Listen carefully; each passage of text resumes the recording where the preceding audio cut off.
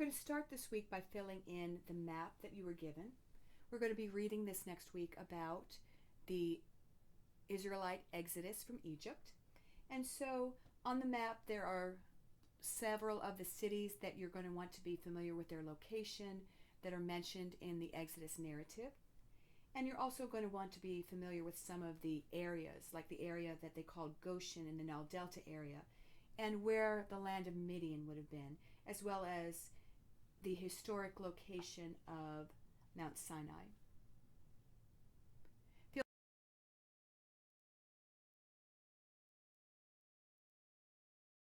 Over the course of the last few weeks, we have read about 3 Egyptian pharaohs who used the power of what we would call today the power of the press in order to legitimize their reign.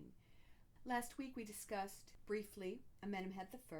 Remember that he was the first ruler of the 12th dynasty, and he was the vizier under the last pharaoh of the 11th dynasty, Mentuhotep IV.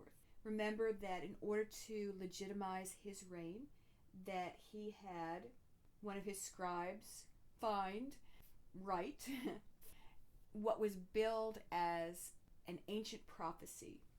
It was called the prophecy of Neferti, and in the prophecy, or in the story that surrounded it, Neferti was alive during the reign of Pharaoh Sneferu. He was called into a banquet. He was a good speaker. He was asked to stand and entertain. And King Sneferu asked him, instead of recounting the past of Egypt, to tell what was going to happen in the future. And so, in the voice of Neferti, the prophecy said that there would be a king who would arise. His name would be Ameni, and he would redeem the chaos and banish the enemies and set all things right in Egypt. This past week you also read about Queen Hatshepsut. She was the daughter of Thutmose I, and when her father died, she was about 12 years old. She was the royal daughter, and so she was given in marriage to her half-brother, who was about 21 years old at the time, Thutmose II. They were married for about 20 years, and they had a daughter together, but no other children.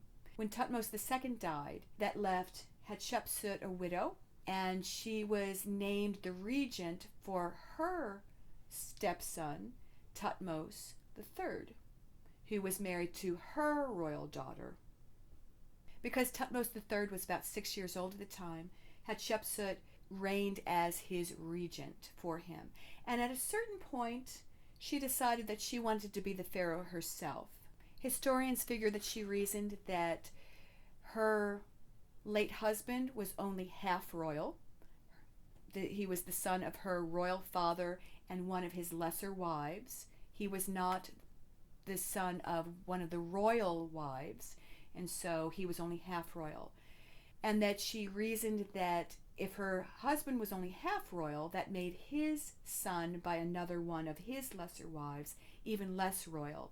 Meanwhile, Hatshepsut herself was the royal daughter of a royal daughter, and so she had a lot more royal blood running through her veins than her stepson did. And so she came up with a story that the god Amun had been her actual father, and that he spoke to her.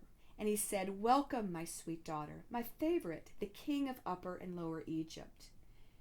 Thou art the Pharaoh, taking possession of the 2 lands." And so once again, we have an example of a pharaoh coming up with a written piece of evidence to legitimize their rule. Hatshepsut continued to reign until she died. At that point, she'd been reigning for over 20 years. She had started her reign when Thutmose III was about 6 years old, and he was about 29 years old when she finally died and he could become king himself. And according to Egyptologists, he ended up erasing her name off every one of her monuments. Now, some historians have said that that's evidence of his anger toward her. Others have said that he just wanted to cover up the fact that there had been a female pharaoh. We're not sure. He had her name chiseled off her monuments, and he had either his grandfather's name put on them, Tutmosis the First. In some cases, he had his father's name put on the monuments, Tutmosis the Second, and in other cases, he had his own name put on them, Tutmosis the Third. Tutmosis the Fourth also felt the need to use the power of the press to legitimize his reign. You read about him this past week also. Tutmosis the Fourth was not the oldest son of his father, and so there was some question about his legitimacy as the next pharaoh. You read that he had recorded that he had been out hunting. He had come across the Sphinx near the Great Pyramid. He'd fallen asleep, and while he was asleep, the god Harmachis appeared to him and told him that if he would clear the sand away from the Sphinx and free Harmachis, that he would be the next pharaoh of Egypt. And so when he became pharaoh, he did indeed have all the sand moved away from the base of the Sphinx, and he had placed between the paws of the Sphinx what historians now call the dream stela, telling the story of Harmachis appearing to him. And so this, once again, was a way for him to legitimize his reign as pharaoh. Before we move on, I'd like to point out the crown on Tutmos's head. It is not the combination crown, the combination of the white crown and the red crown. It is what historians refer to as the war crown. Remember that the combination crown, the pashent, or the double crown, was a crown that brought together the white crown of Upper Egypt with the red crown of Lower Egypt.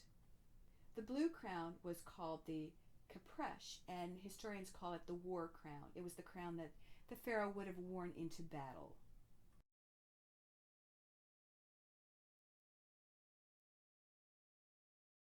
If you'll turn to your worksheet, we're going to do some of the pre-reading activities together, and then you are to go home and finish the pre-reading activities. So we read, Horemheb, the last pharaoh of the 18th dynasty, died with no heir. His vizier Ramesses I became pharaoh, starting a new dynasty and reigning for about 2 years. Ramesses' son Seti I launched a series of building projects and wars to reconquer Egypt's fading empire. During the 18th dynasty, the Egyptian empire had been allowed to fall into decline. Horemheb had led a few campaigns, but it was the rulers of the 19th dynasty, and primarily Seti I's son, Ramesses II, that restored the empire. Ramesses reigned for 67 years and lived into his 80s or 90s. Ramesses built many monuments in Egypt, and he launched many military campaigns, perhaps the most famous being the Battle of Kadesh. And so we see here some artwork showing the smiting pose that we talked about when we looked at the Narmer palette. We see that Seti wanted to be shown as smiting his enemies, and Ramesses also wanted to be shown as smiting his enemies. They both were powerful kings of Egypt, and they wanted to be remembered that way. Then at the bottom of that worksheet it says, as we finish up our unit on ancient Egypt, we will spend some time this week watching Moses and the Hebrews take their leave of Egypt too. Historians do not agree on which pharaoh reigned during the Exodus, but there are several possible candidates. So we're going to fill that in together. The first candidate is Dudimos, who was a king during the 13th dynasty. The reason that Dudimos is a possible candidate is because of the history that was written by the Egyptian historian Manetho. We've talked about him before. And he recorded that during the reign of King Dudimos, for what cause I know not, a blast of God smote us, and unexpectedly from the region of the east, invaders of obscure race marched in confidence of victory against our land. I think that we read this quote last week. Most historians believe that he's referring to the Hyksos here, but because he uses the terminology a blast from God smote us, some scholars think that this is referring to the 10 plagues of Exodus.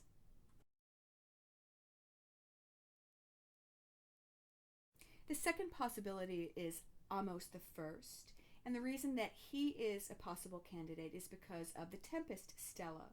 It was set up by Pharaoh Ahmose I, and in part it reads, "Now then, the gods declared their discontent. The gods caused the sky to come in a tempest of rain with darkness in the western region, and the sky being unleashed without cessation, louder than the cries of the masses, more powerful, while the rain raged on the mountains, louder than the noise of a cataract, which is at Elephantine." So again, some historians think that this description is a description of the 10 plagues. Also, we know that Ahmose was the founder of the 18th dynasty and the expeller of the Hyksos. So some scholars say that maybe instead of being the Pharaoh of the Exodus, that he was the Pharaoh that knew not Joseph, that we read about in Exodus chapter 1. The reason Thutmose II is on the list is because, according to the Jewish historian Josephus, that during the time of Thutmose II, a military campaign began against the Ethiopians. And apparently the Egyptians weren't winning this particular campaign, and so Pharaoh Thutmose II and his advisors got together, and they decided that in order to win this military campaign, that they needed to send Moses down there as the general. And so Josephus actually says, "The Egyptians, under this sad oppression, betook themselves to their oracles and their prophecies, and when God had given them this counsel to make use of Moses the Hebrew and take his assistance, the king commanded his daughter to produce him, that he might be the general of their army. So Moses cheerfully undertook the business." And so it's possible that Moses could have been a military commander. We know that he did not leave Egypt until he was 40 years old, so that would have given him plenty of time to be an adult and to be doing adult things like leading armies into battle. But since Josephus is the only one who mentions this, there are some scholars who aren't sure whether this actually happened or not. Thutmose III is also given as a possible candidate for the Pharaoh of the Exodus. If Josephus is correct about the military command during the reign of Thutmose II, given another 40 years in the land of Midian when he comes back to Egypt to free the Egyptians, Thutmose III may have been the Pharaoh of the Exodus. Horemheb is considered to be a possible candidate mostly by association, because one of Amenhotep IV's viziers was a man named Ra Moses. Remember that Amenhotep IV, also known as Akhenaten, was Tutankhamun's father. And so if Ra Moses is the same as Moses, then Horemheb may have been the pharaoh during the Exodus. That's kind of a thin foundation for that particular theory.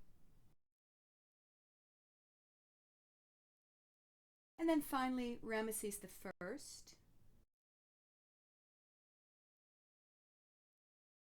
and Ramesses II are considered to be possible candidates, primarily because Exodus 1 says that the Hebrews built the store cities of Pithom and Ramesses.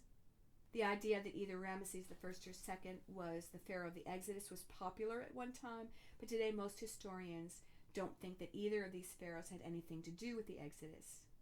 However, Ramesses II's son, Meneptah, does mention the people of Israel as being a people established in Canaan during his time. He has a stela talking about the people that he put under his rule, and the people of Israel are some of those listed as those who he physically put under his rule. And so we know that the Egyptians were aware that Israel was a people in Canaan.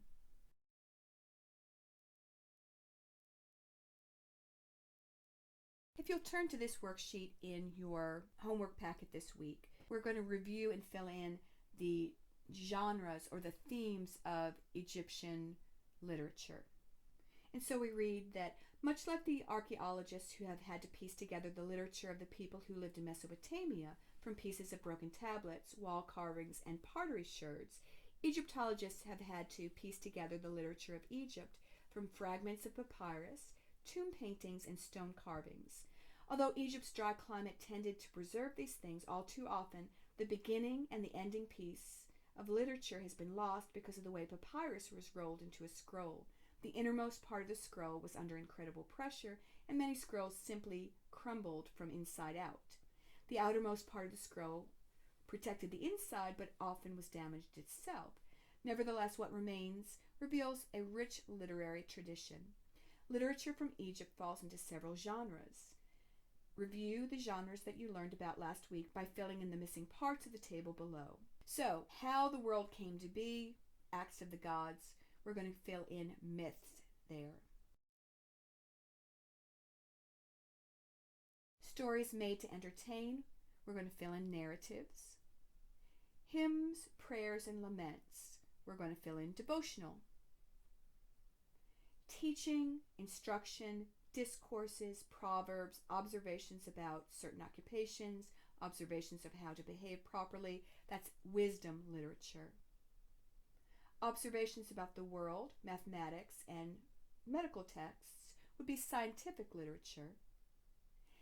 And acts of the gods and other great men of Egypt, usually funerary texts, would come under the genre of biography.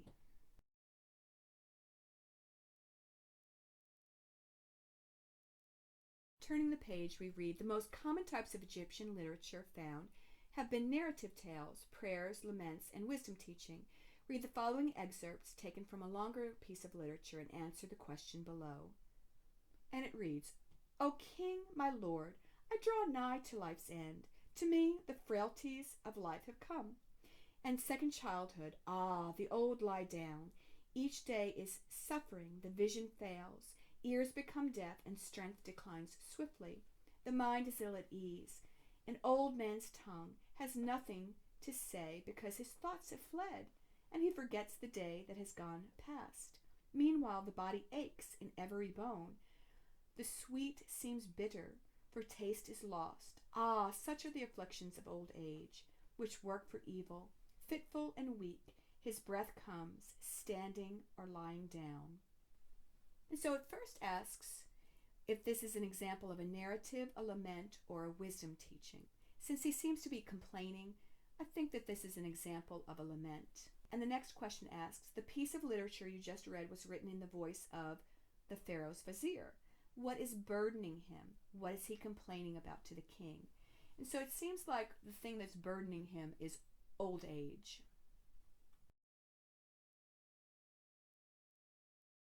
Moving down the page of the worksheet, we're going to go ahead and fill in the definition of a thought couplet. A thought couplet is the lines of a poem that are grouped in twos, or sometimes threes or fours, and each pair of lines completes a verse sentence. And so we have an example here. It says, its fields are full of good things, and it has provisions for every day.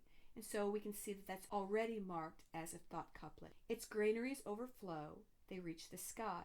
So go ahead and mark that as a thought couplet. It's a complete thought.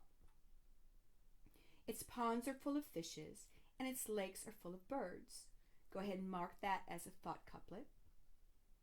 Its fields are green with grass, and its banks bring forth dates. Go ahead and mark that as a thought couplet.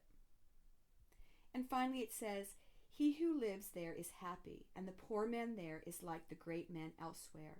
Go ahead and mark that as a thought couplet.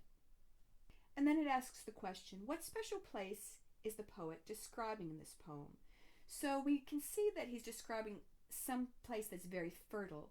It might be a farm, but it may be all of Egypt that he's talking about.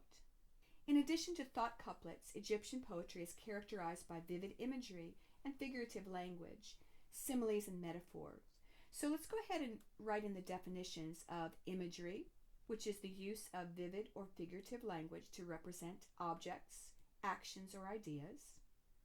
A simile is a figure of speech that expresses a resemblance between things of different kinds, and it uses the words like or as.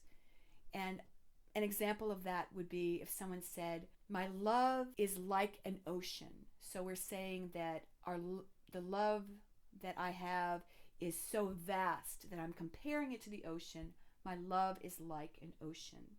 Meanwhile, a metaphor is a figure of speech where a word that usually describes one thing is used to describe something else. Usually in a metaphor, instead of saying like or as, you just say that something is something else. For example, instead of saying that a little child is as innocent and sweet as an angel, you might just say that that little child is an angel. Charlie is an angel. My love is an ocean. Turning the page, note the use of imagery in the following poem and then answer the questions that follow. And so it reads, "Death is before me today, like the recovery of a sick man, like the going forth into the garden after sickness." So let's go ahead and just underline the like. That's a simile there.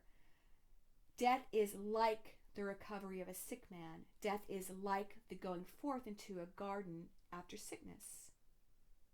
Death is before me today, like the odor of myrrh, like sitting under the sail on a windy day. Death is before me today, like the course of a freshwater stream, like the return of a man from the war galley to his house. Death is before me today, as a man longs to see his house when he has spent years in captivity. So, did the imagery in the poem Death is Before Me Today tend to place death in a positive or a negative light? And then give some evidence for that. As you read through it, you can see that it's really putting death in a very positive light. It's like myrrh. Myrrh was a very fragrant resin that they used in perfume making. Sitting under a sail on a windy day would have been very refreshing. A freshwater stream, also refreshing. Like returning from war, like going back home. And so we see that death is portrayed in a very, very positive light, and you can use any of those as the example. Then it asks, what was the Egyptian attitude toward death as seen as this poem? And so I would say that the attitude was very positive toward death. The next poem we're going to look at says, note the use of simile in the following poem. Underline each simile with a green colored pencil. Can you find a metaphor? Circle it with an orange pencil.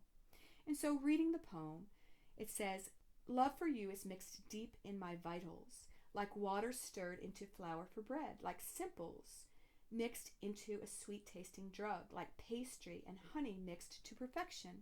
Oh, hurry to look at your love. Be like horses charging in battle, like a gardener with the sun, burning to watch the prize bud open. High heaven causes a girl's love longing. It's like being too far from light, far from the hearth of familiar arms. It is this being so tangled in you. So let's go ahead and mark the first set of similes, like water stirred, like simples, like pastry. And let's get the other similes underlined also, like horses charging, like a gardener, like being too far from light. And did you catch where the metaphors were? Love for you is mixed deep in my vitals. It is this being so tangled in you. And so we see that that's a metaphor, because is love really mixed in your vitals? Is it really tangled up inside you? No, we're using imagery there. We're using figurative language to describe how love is tangled inside me. We're not saying that it is like a tangle inside me. We're saying love is a tangle inside me. It is mixed deep in my vitals, not like. And so that is a metaphor. We're going to go ahead and end here today. Notice that there are still poems that you need to read and you need to answer questions about, in addition, of course, to reading your Biblioplan textbook this week. So be sure to read carefully through your homework, get it all done, get it all read. And as always, if you have any questions, feel free to email me.